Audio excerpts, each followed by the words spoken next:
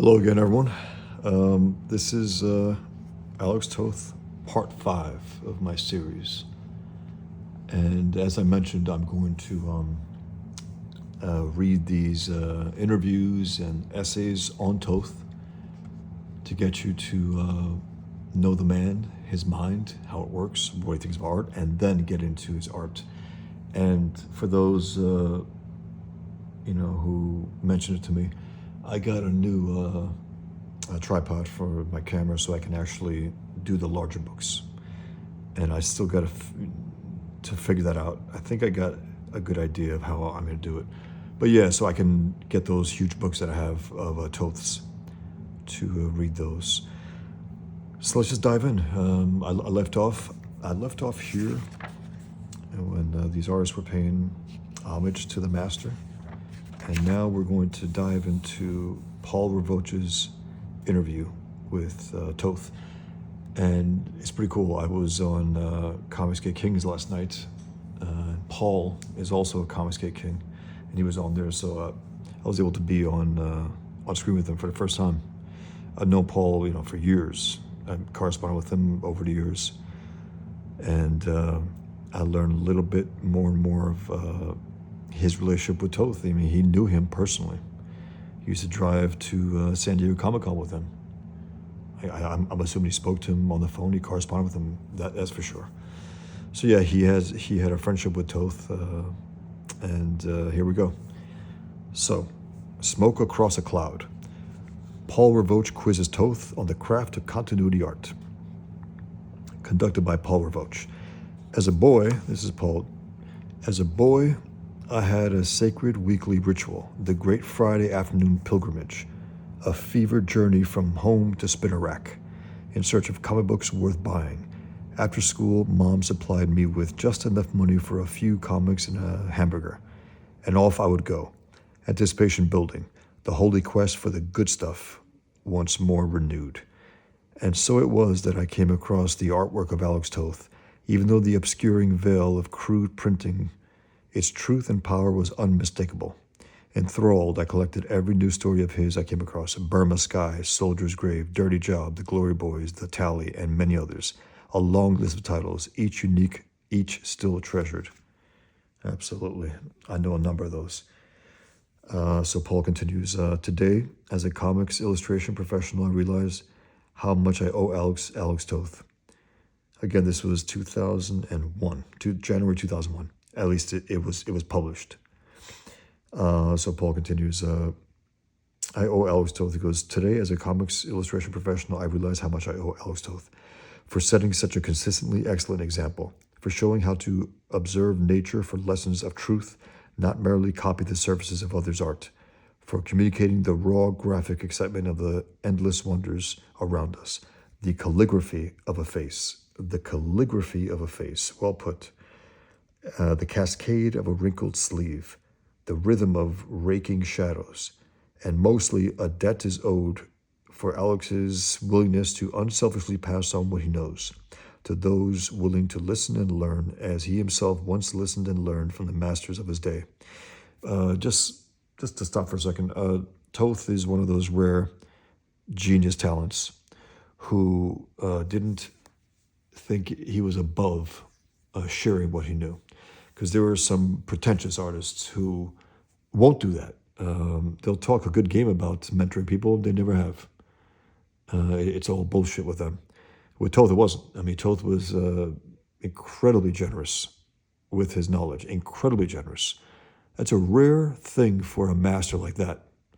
Because again, people who fancy themselves masters and people who even are masters, a lot of them wouldn't do that. So we're very lucky that he was willing to do that and to give these interviews.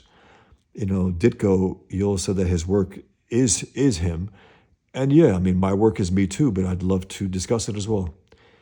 In discussing it, you yourself are trying to put in words what you know to be true in some other form, like a visual form. So it also helps the artist.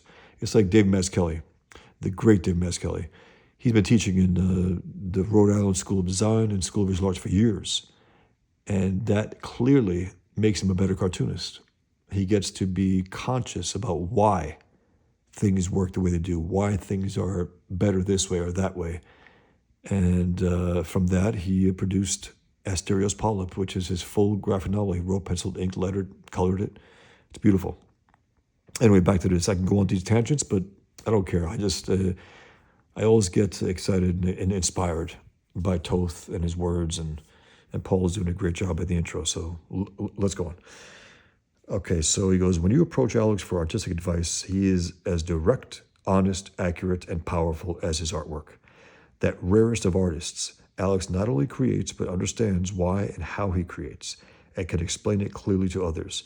Unlike all too many teachers who only want ranks of imitators, Alex says, understand these principles, then go forth and be yourself.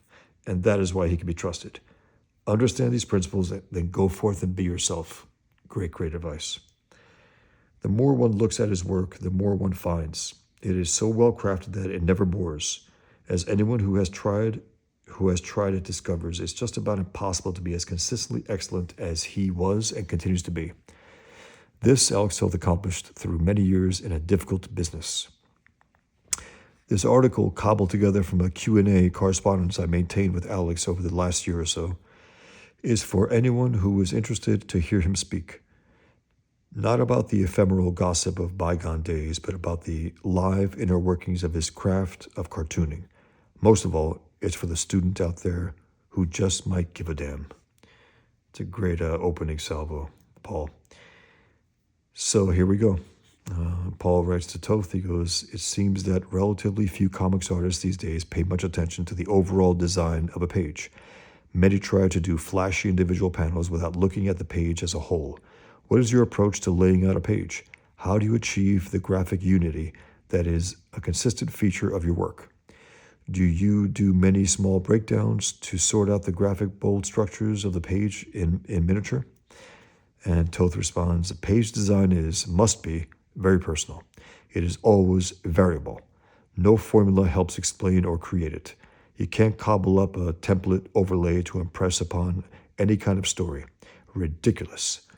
Each story, type of story, each subject, each writer spelling it out in his own unique or awful way needs special focus, care, thought, attention, styling, shifts to customize its art to serve it and plus it. A good script draws itself, says me.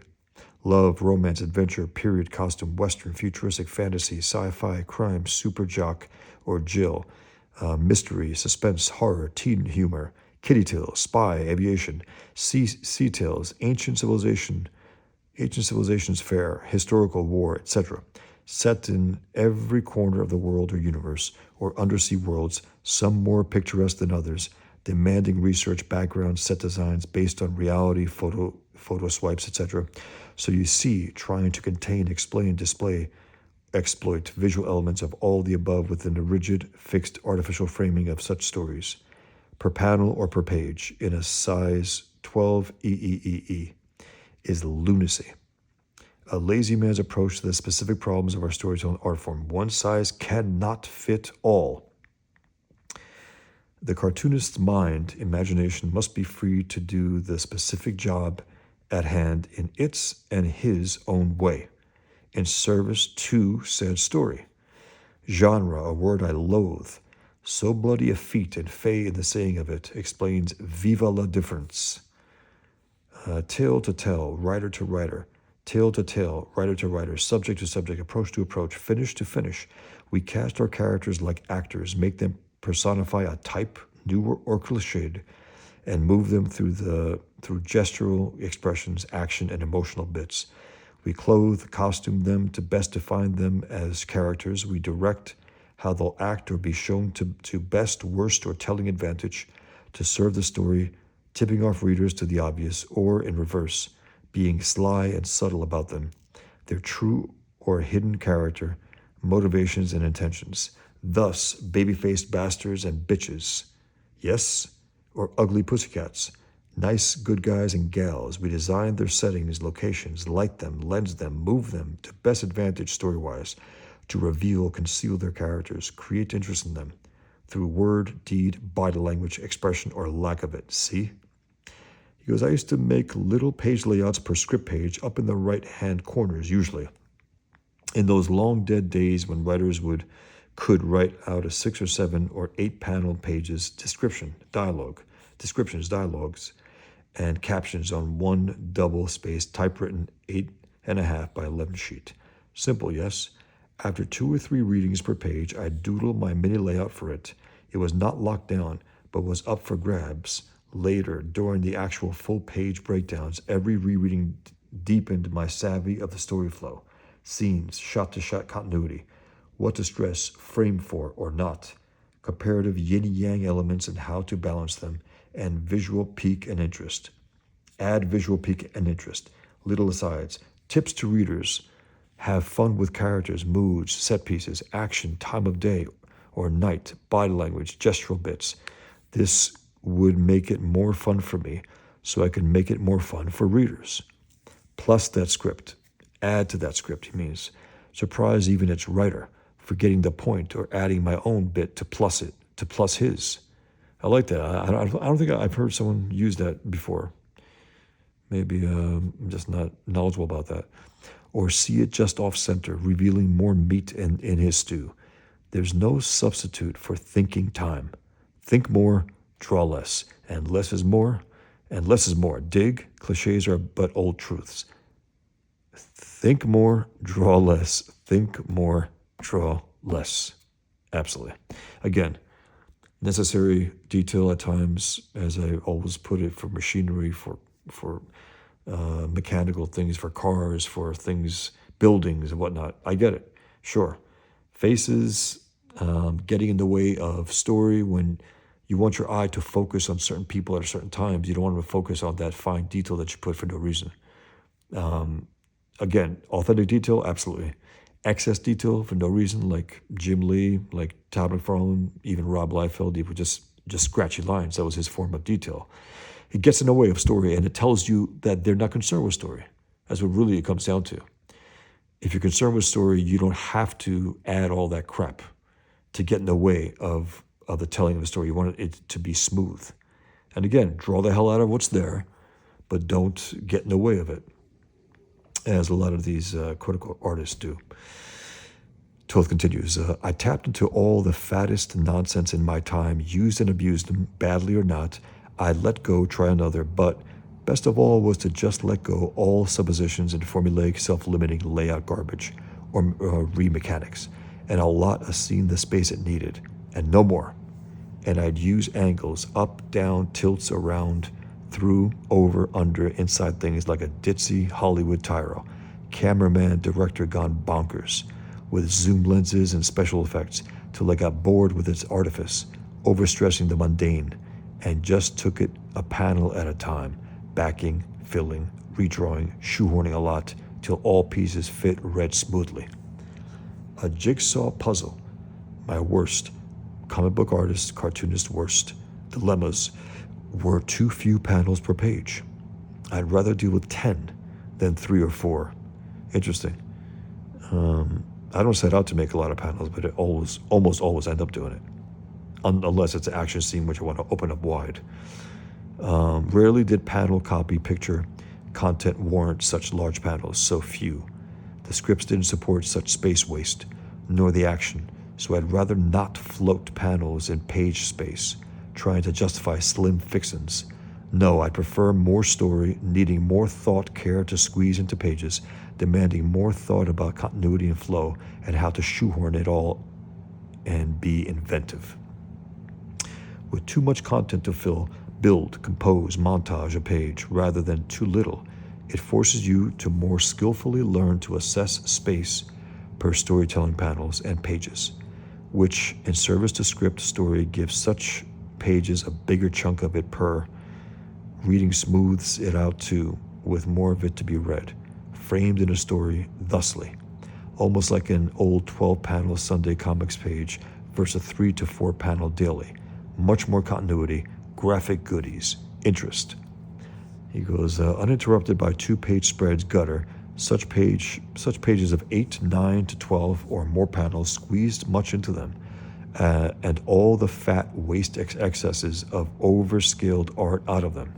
Given reasonable, lean dialogue, captions, and copy, the art would force its cartoonist creator to get down to business and deliver worthy storytelling panels, interlocking into a page full of what ought to be damn interesting scenes, varied in type and scale. Again, per panel space assessment is too personal, too dependent upon story, plot points, and continuity flow to be set to formula. Each cartoonist responds or sees in his own way, decides every panel's dramatic value, apportions more or less space, and decides the size of vertical, horizontal, or square formats of panels to get us through them best, without a look of squeezing. Morton Meskin, Jack Cole, and others such as Will Eisner did loaded 10, 12, 14 panel pages skillfully with no squeezed look at all.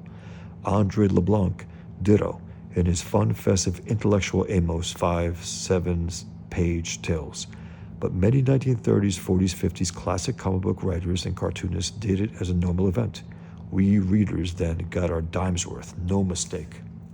He's talking about packing it with story, and therefore with more panels. It's interesting. And then you have the extreme of that, George Perez, like in Crisis on Infinite Earths. Way too many panels, way too much going on. The guy was a hell of an artist, no doubt, but man, too much. It was just an overload. So, let's see. Make no mistake, we readers then get our down. Okay, all this forced the simplification of figures and scenes too. That's the thing. To maintain that kind of fine detail that George Perez did as well in those tiny panels, sometimes it was information overload. It really was. It was not a smooth reading. I had a real hard time just staying on track when I know this guy's really trying to show off and say, look at all this detail. I get it. But I much prefer Secret Wars to Crisis on Infinite Earths. I know it's considered a more adult whatever, but Secret Wars is as good as it gets in terms of superhero comic books, in terms of telling a story, entertaining as hell, and ultimately it's the ultimate Doctor Doom story also. But that's a little off the point. So he goes, all this forced the simplification of figures and scenes to still read clearly and well, with no sacrifice of quality at all, by true talents, no cheating, just a needed economy. The colorists could and did enhance and clarify or muddle smallish panel content. Cartoonists had no control of the coloring, but hoped that their simple black and white art would read clearly no matter how badly it might be colored. It did, more so then than now. I think Toth used to call it color-proof art, color-proof your art. As for the abstract or functional design of such pages, it's a process of seat of the pants, cutting and fitting into that final composite.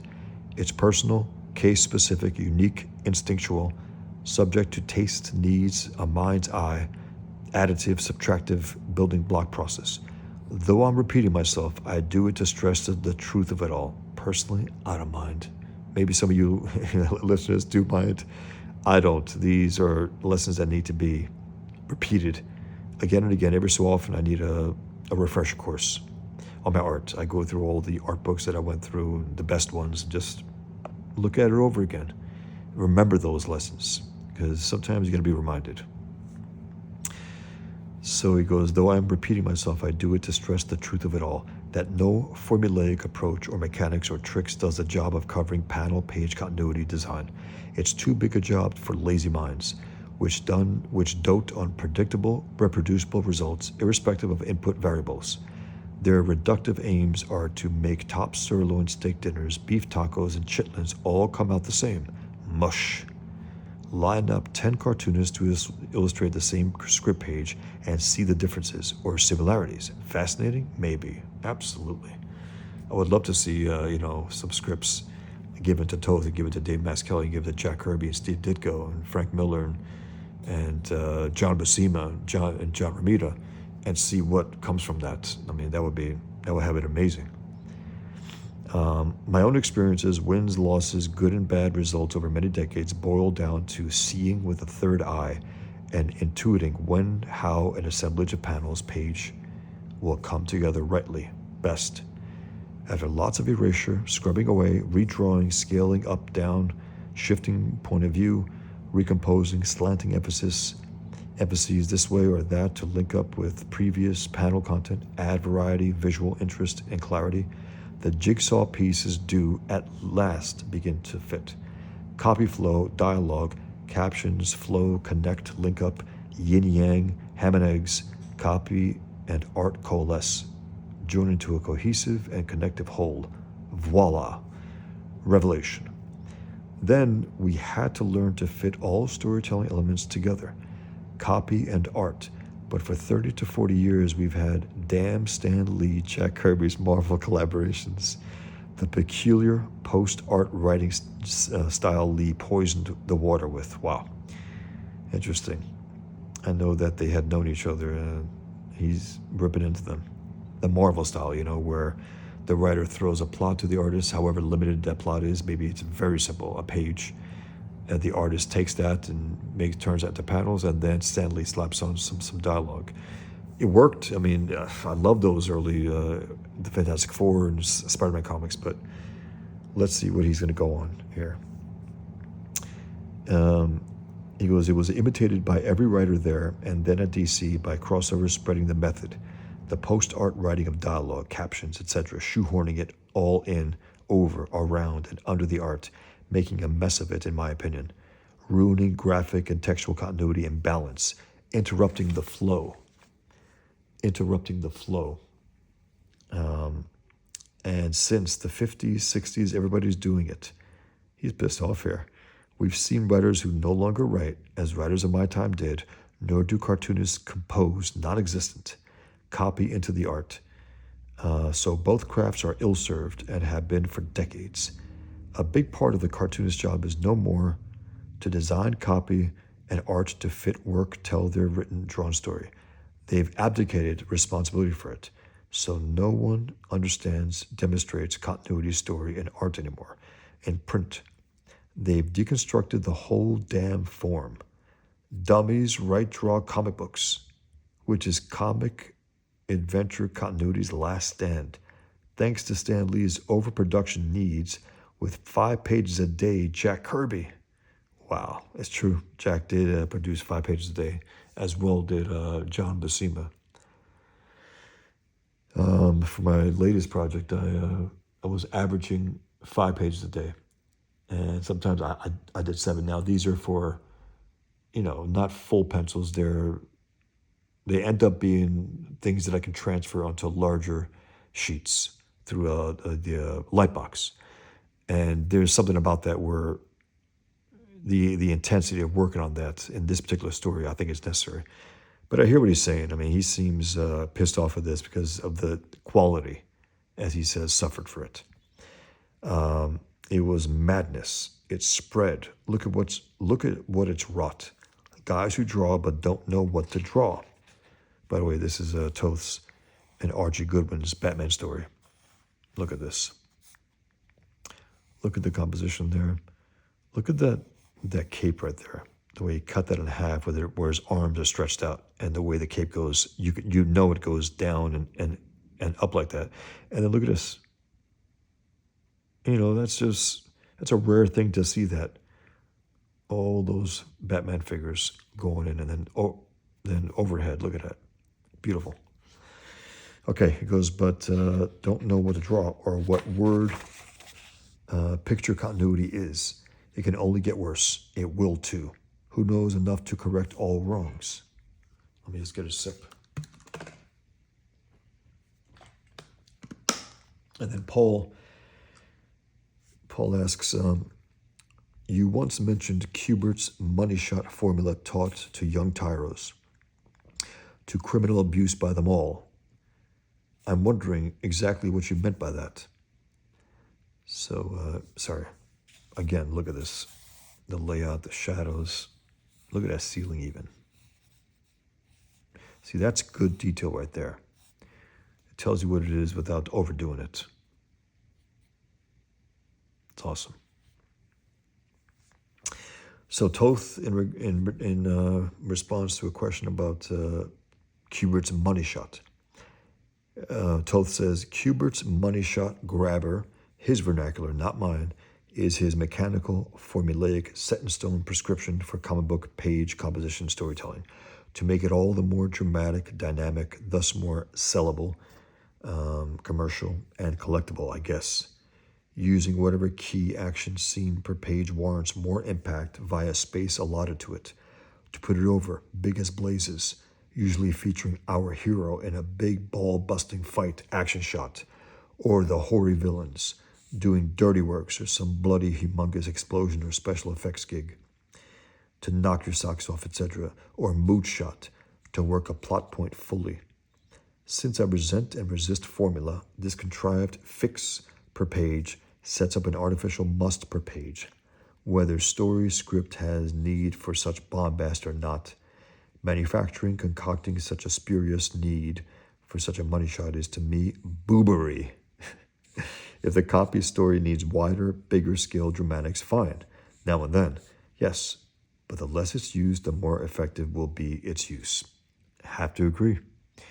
You know, you can't make some pages, if it's a page of dialogue, you can't make it exciting per se. You can try to make interesting panels, interesting angles, close-ups of emotion and whatnot, and maybe an overhead shot, things like that, fine. But the scene is what the scene is. You can't make it explosive. You can't make it overly dramatic, more dramatic than it is. But when those scenes come, you should definitely lay it on at that point. So he goes on. He goes, oddly, what I've seen of this of this gig encourages the not too savvy cartoonist to merely blow up what would have been fine in smallish panels to outrageously outsized huge panels, half or full pages.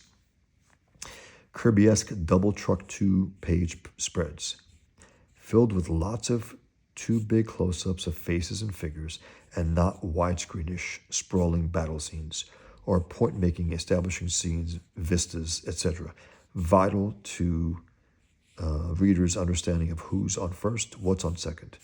So I see just bloated, wasteful art, space that is a pain, dumb, fake, cheating on a grand skill.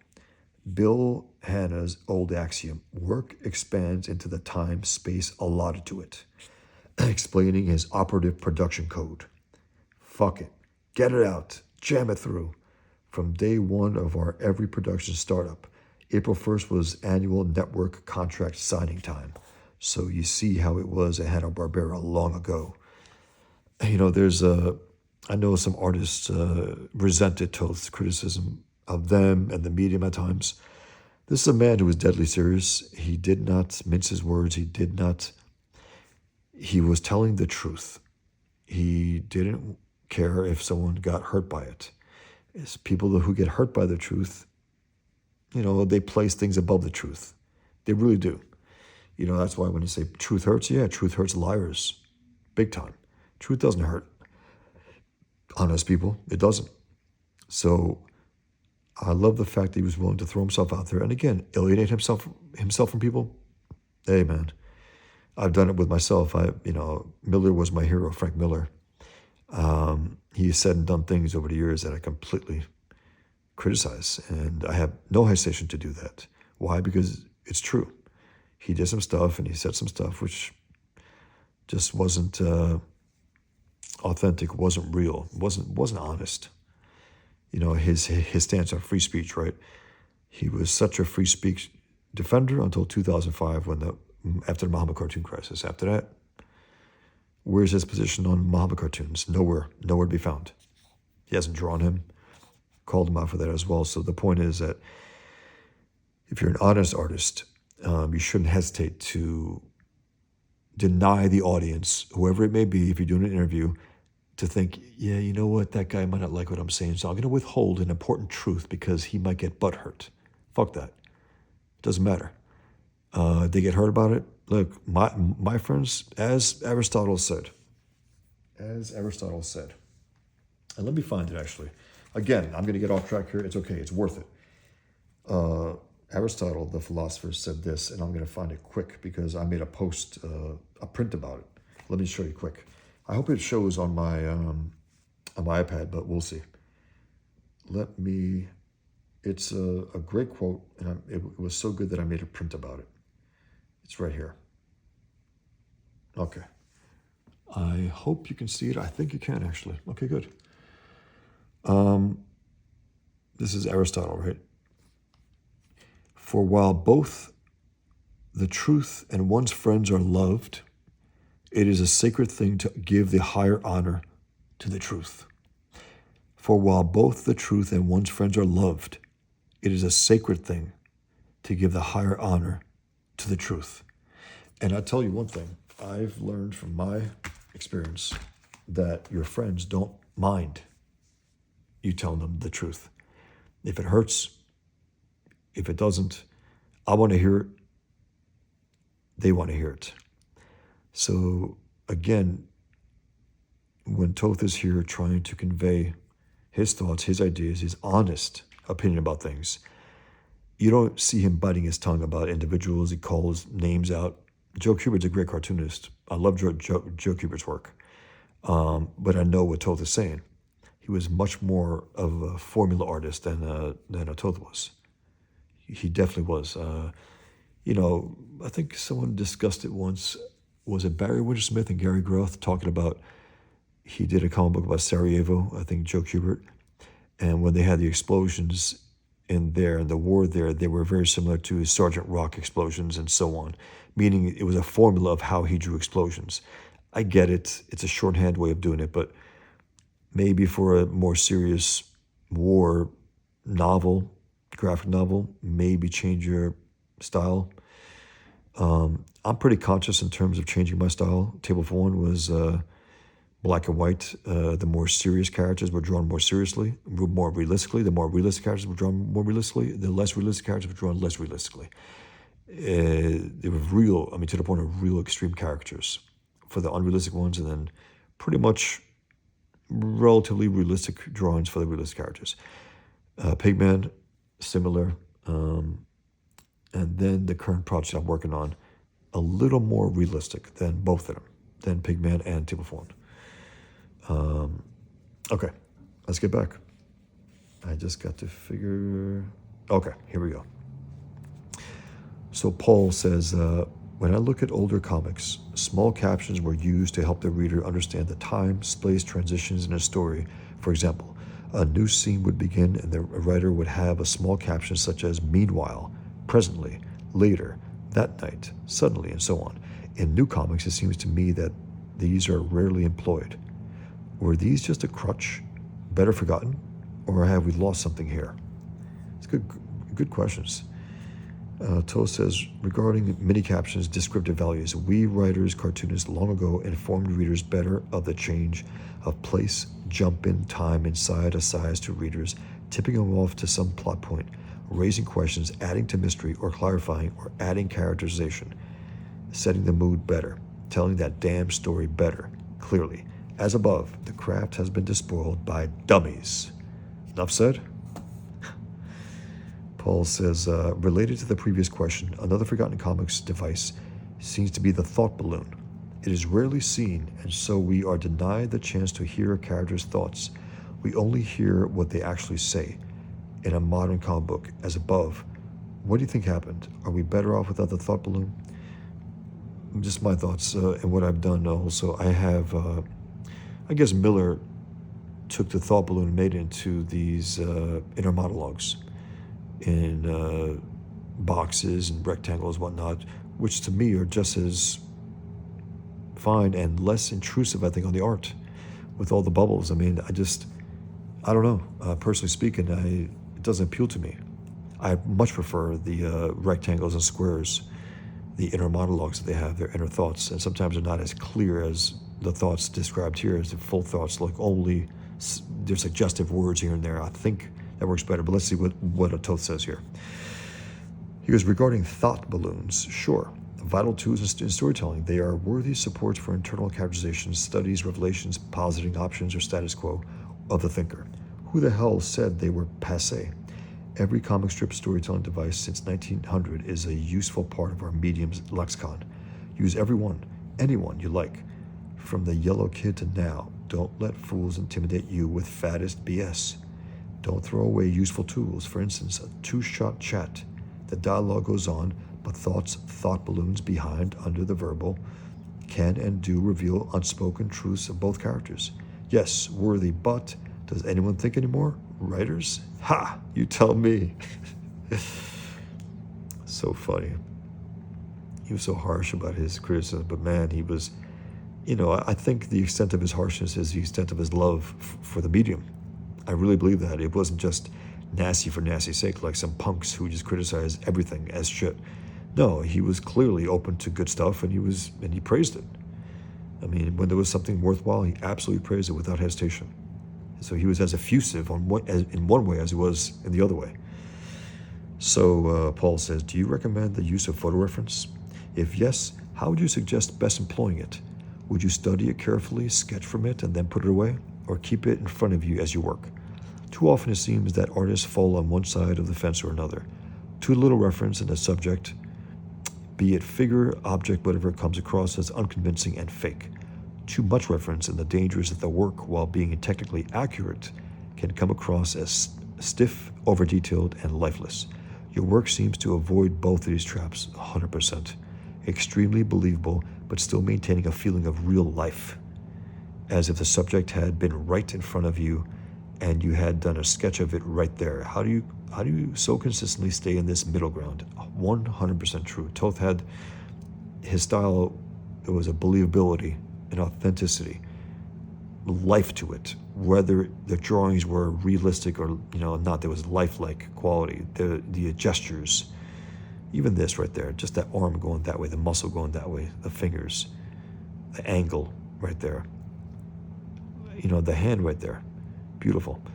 But yeah, he was representational, no doubt, but like a stylized realism, a little cartoony, a little realistic, and sometimes he was a little more so realistic and a little more characters, like he drew some characters in some of the stories. But yeah, good question. And again, there are some who were photorealistic, and you could tell that some of those shots, some of those angles, some of the superheroes, especially for superheroes, it's embarrassing when you can tell that someone was posing. And again, fine, I like to do that myself. I like to act things out. But you have to consider the fact that this is a superhero. It needs a little more build, a little more muscle, a little more oomph in the telling of it. So you can have an authentic pose, right? Add a little more, substance to it. Add a little more than what's already there, or else it comes off like a guy who's posing for a superhero, pose, whatever it may be. It lacks that extra power. So Toth's answer regarding photo reference. He goes, regarding photo swipes, research, etc., I've written too much on this already. To sum up, collect all photos. I like the Euro phonetically spelled version photo, F-O-T-O, to document, authenticate a piece of work. Illustration, strip, book story, cover, etc. He will study them. Yes, learn to read photos, focusing only on critical, needed details. Since 1839 or 1861, painters, impressionists used photos as a tool. In France, Europe, Monet to Degas to later Mucha and Klimt and more. Vuillard, I'm no doubt mispronouncing it, sorry. Bonnard, lovely, exciting art illustrators and painters the same over 100 years ago. Others such as Eakins, Morse, our Western desert landscapists, also our century's top illo talents. Ad artists, painters, comic strippers, book artists, etc. They all use photos as a tool, not as an end-all be-all, as a tool, as part of the process of getting the drawings out. But too many cartoonists fell slave to photos. Their work went dead. It's so funny. Think about this. In their mind, they wanted to make their, those who really overly rely on photos, they're looking to make it, to bring more life to their art when they're draining life from it, from being too fixated on the thing as it is. When it comes to the shadow, when it comes to it loses it. So again, I use photo reference as well. I act things out myself. I want to be an actor when I was young as well. So I bring that to it. I act out my characters, their emotions, their gestures. It's important. But again, not in a way. Toth even mentioned to me he didn't know whether I used photo reference or not, which is a great compliment because I did. But I didn't. I wasn't slavish to it. It was only a way to get the right gestures, the right expression, and again the right authenticity for drawing certain things like coffee machines. Let's say when I did a table for one, I didn't want to guess those. I wanted to look at it. I wanted to draw from it. I stylized it a little, sure, but so he goes. But too many cartoonists fell slave to photos. Their work went dead, lifeless, like corpses or wax dummies, the faces and figures drawn from photos. They posed for their own photos. The Polaroiders, the Polaroiders, as he called them. Photos used them, not the reverse. Hilarious. Photos used them. Shame, he writes. He goes, I loathe Alex Ross's well-painted but so redundant, boring, lifeless, stiff, pretty, non-continuity savvy comic book art. Look at that. I loathe Alex Ross's well-painted but so redundant, boring, lifeless, stiff, pretty, non-continuity savvy comic book art. Idiot savant hasn't learned a damn thing yet. Plus Muth, Hamptons, both others. It ain't comics. Tain't comics. I'm a love-hate photo buff. Wary, cheery. This passion for hyper-detailed photos, color ones in particular, here to infinity, all in sharp focus, is to me a distracting mess, but popular. And again, Alex Ross is a great painter. He's no doubt is, and I really appreciate it. It's interesting. I have his two art books, Marvelosity and Mythology for DC, his Marvel work and DC work. That's the best way to experience his art. It's true. Not through a story necessarily, but through the actual full pages of his art. Because as a painter, he's great. A little too, quote unquote, realistic at times. He gives little wrinkles and flabby on the superheroes. He thinks that's realistic to be flabby. No, these are superheroes. You shouldn't make them flabby. You have a slight pouch on their gut for Batman and Superman. It doesn't make sense. But some of those things, I love his Spider-Man based on John Romita Sr.'s design, which is awesome. He gets it right. Okay, so he goes, Toth continues, my photo monthlies run lots of same. Photos with no center of interest or focus. It all fights for attention. It all has equal value to the needle-sharp lens and film emulsion. Damn few current photographers use selective, controllable focus to advantage. The lens film sees and records too much, and usually is boring. Too rich imaging. Too much of too much is too much. It's in-your-face information overload, absolutely. Information mustn't be confused with knowledge, wisdom, and understanding, which equates with photo work, current usage versus that of long ago. Another aside, George Perez. Again, a great artist, great structure. He had anatomy. He knew how to tell a story. He was a great artist.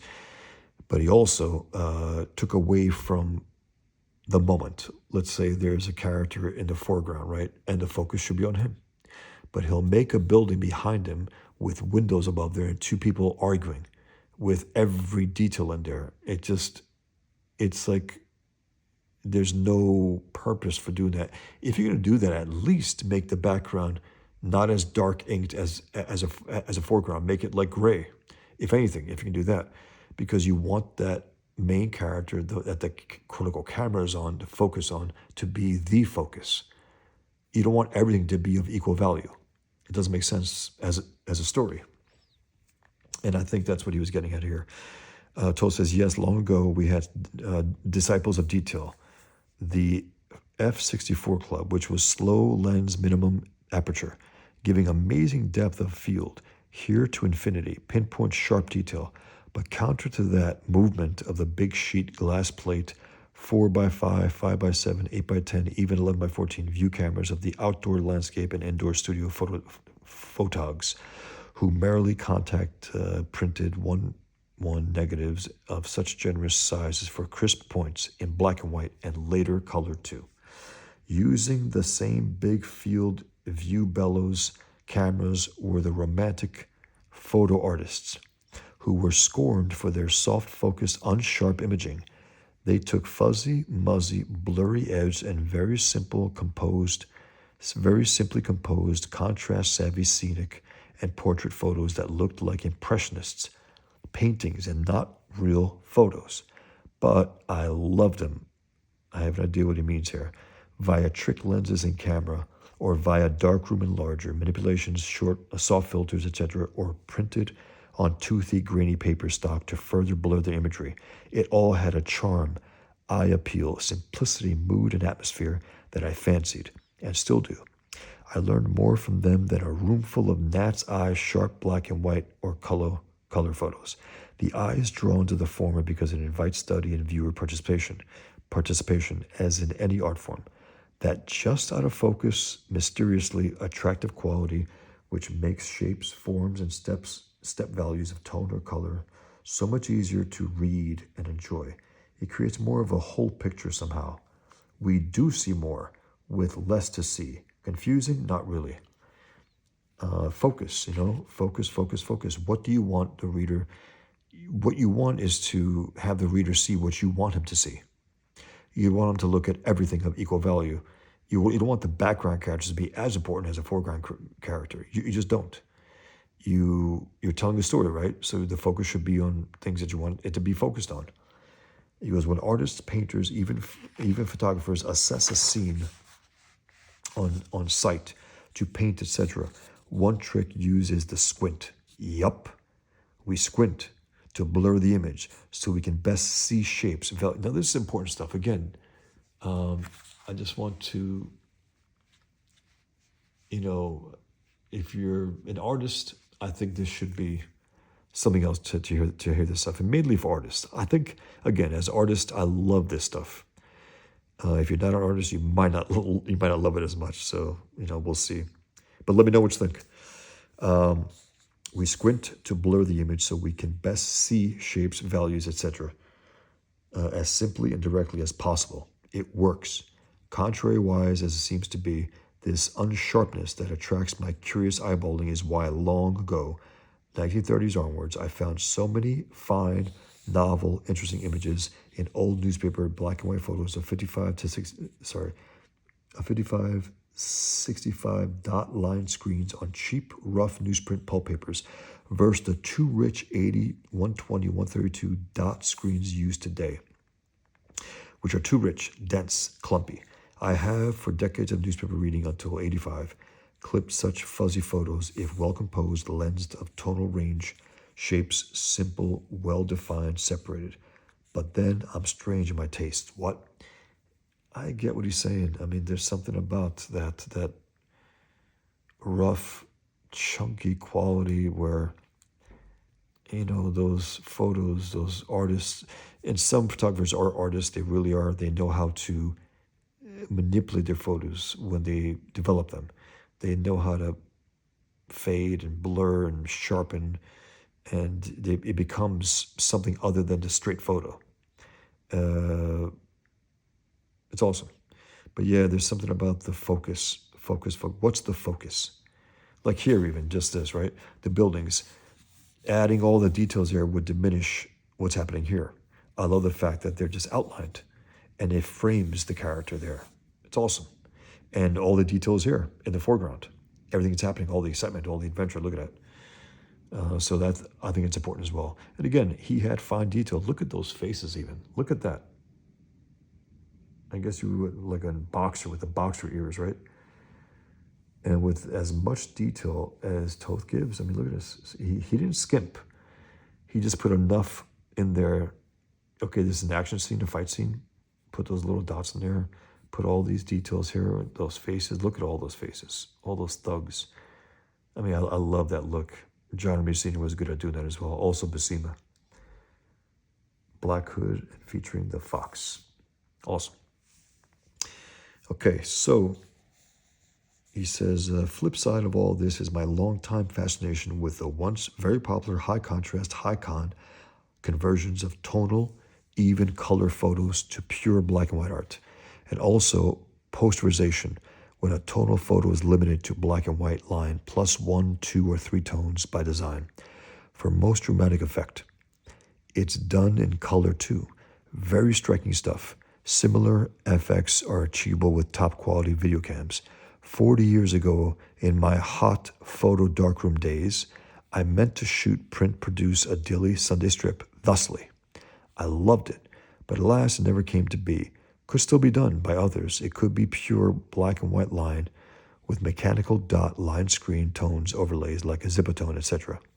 Added later on the black and white photo art to design and control the gray tones. Think on it. Many current new black and white film stocks lend themselves to this. UK, US, Japanese, German, Belgian, etc. 35mm, 120mm formats. Plus Polaroids, many black and white and color films, 35 and standard. Yup. Being an addicted fan of Italian movie adaptation photo fumetti. I think that's what the fumetti is. I think the term for comic books in Italy. Correct me if I'm wrong, but that's what I think that's what it is. The fumetti. Comic books of the past 50 years. I wanted to take it to daily Sunday paper strip formats, but via high-con. Sharp repro quality, simple striking imagery. Anywho, to answer your question, via the above mix is the best I can do. Confusing? Well, funny. 1 second.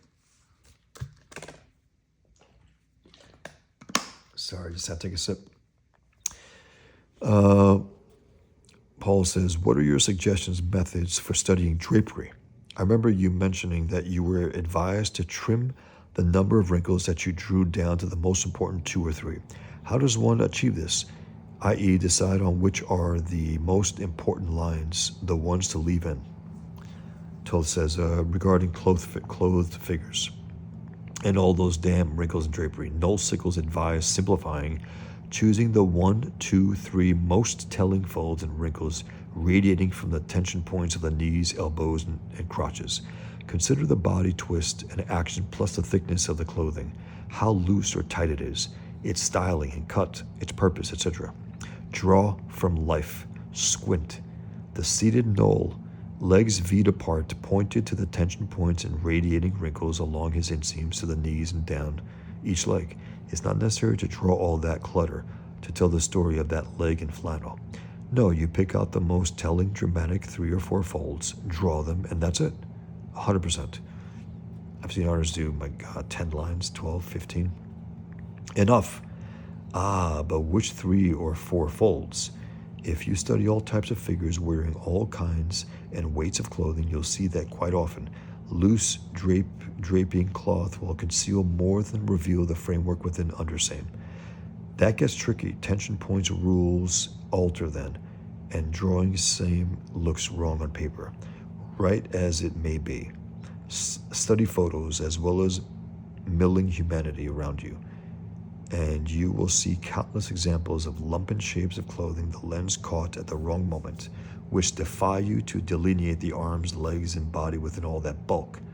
You see loose folds of violating rules of drapery into bizarre abstract shapes that look wrong.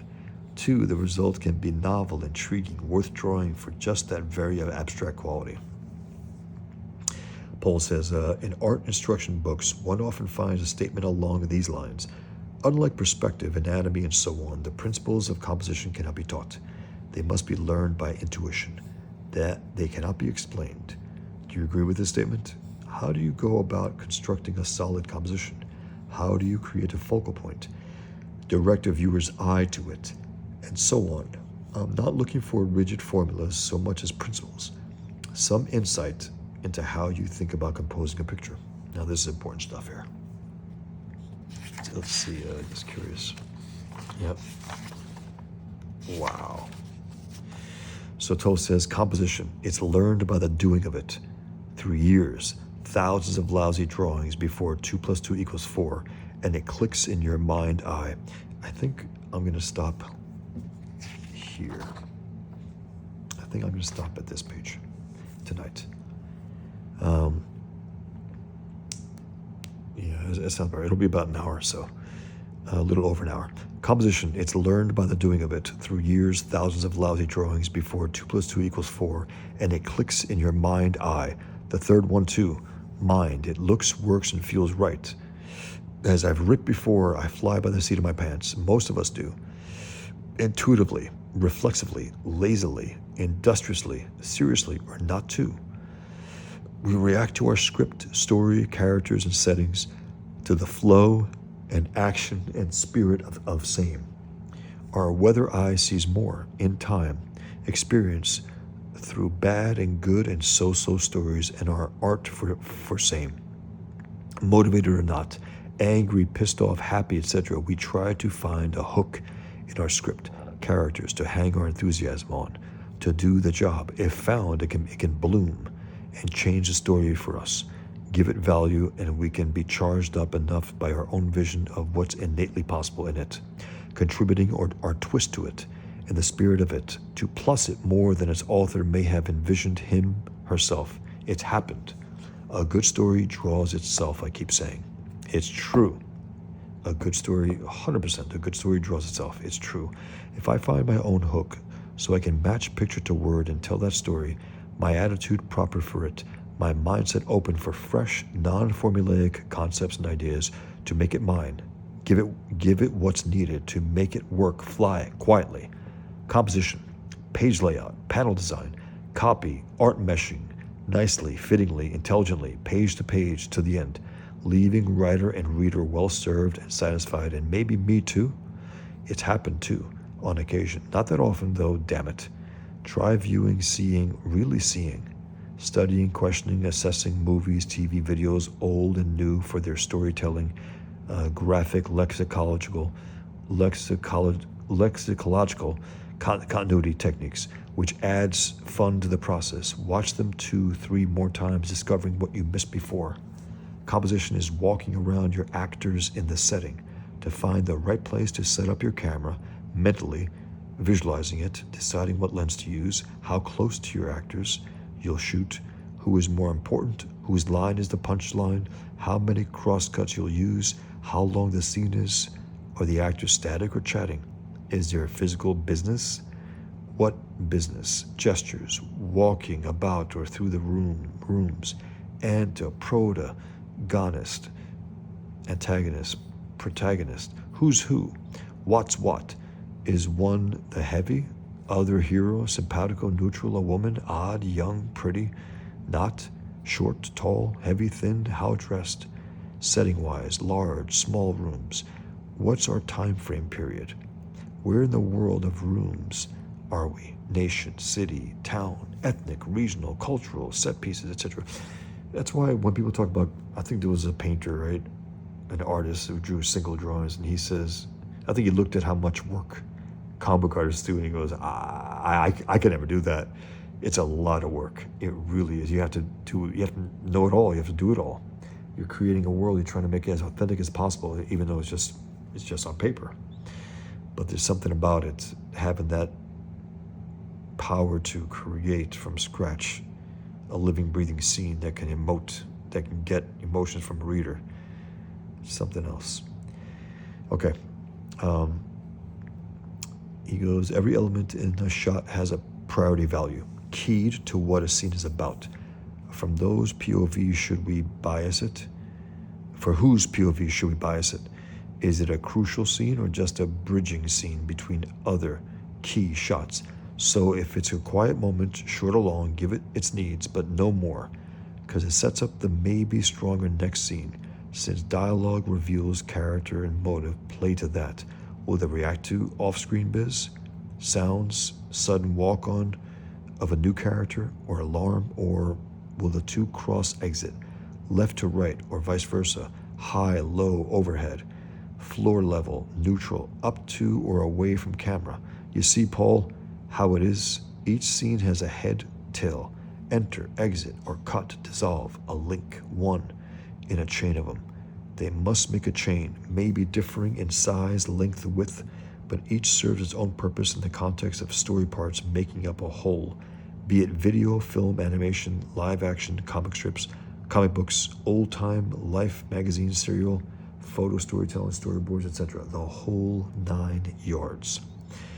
On a page full of various size panels, links, try to give the right amount of space size per panel, and not too much.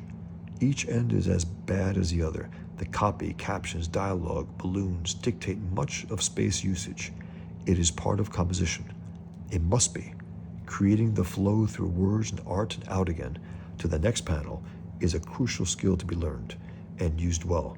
But we've a generation of comic book artists and cartoonists bred of the goddamned abuse. Separation of parts of the whole, started by Stan Lee inspired and much imitated post-art dialogue and caption writing insertion, cramming, jamming, overlapping, chewing onto art system, wherein finished pages are without any copy, paste-ups, etc., done later by other hands, minds, do all that. It stinks.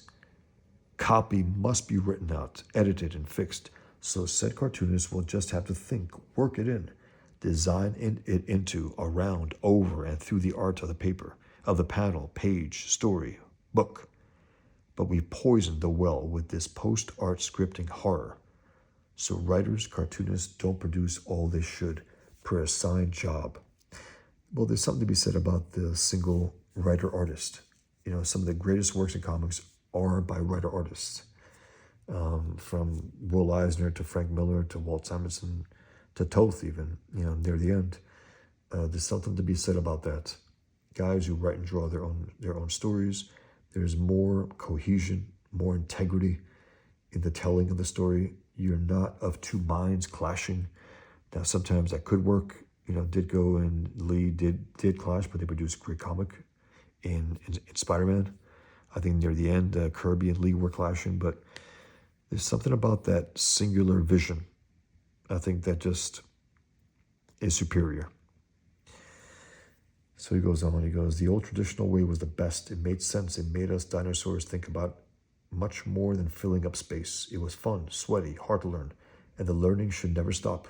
To our last gasping breath. My God, absolutely. If you think you figured it all out, you suck. You absolutely do. I don't care how good you think you are. If you believe that I figured it all out, there's nothing left to learn. My God, your art just ain't cutting it. Primary always tell the story. Primary always tell the story. Reread the script a few times until the bits of the puzzle fit.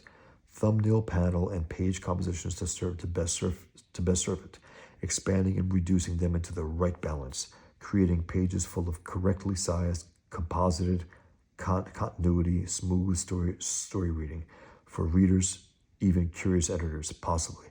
As you compose panels and pages and paces the art to story needs, balance busy establishing scenes needing set-piece construction with others, like dialogue-heavy expository key or bridging scenes, walkie-talkies, I call them. They need no distracting background, foreground, surroundings, or settings, 100%. You don't want this incredibly detailed wallpaper, let's say, of all these things that are going on when there's a dialogue scene, of important dialogue, let's say. If it's unimportant dialogue, it doesn't matter. It really doesn't, because that's what they're telling you. An artist tells you what matters to him by his art. You look at Rob Liefeld, you look at, Alex Toth. I mean, please. It's ridiculous.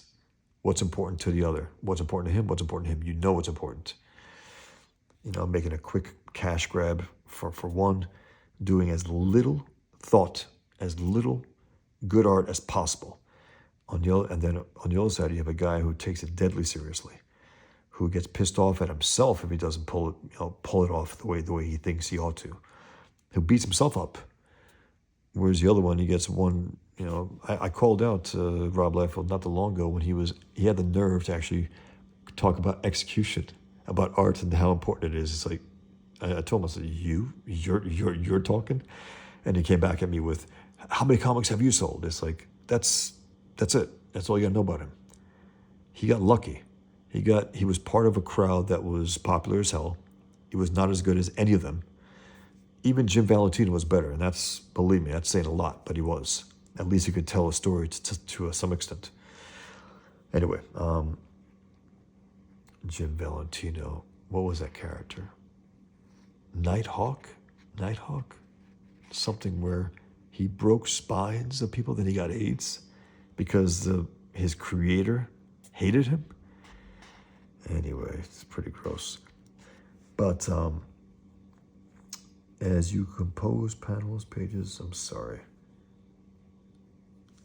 They need no distracting background, foreground, surroundings, or settings which you've established previously so that readers will know where we and characters are. So as many strip book cartoonists showed us decades ago, a blank white or black background or some combination like a drop shadow slanting across, indicating a wall behind, beside, or in front of our actors. Or as Roy Crane did it, drawing a framed picture behind them, also indicating wall, solid, is all that's needed, quietly serving the dialogue going on. Hollywood's cheating techniques apply. I'm going to stop here now. Thanks for listening again. I do appreciate it. And if you're artists, I think you might really appreciate this. If you're not, I get it. It might seem tedious, but I can't get enough of this stuff.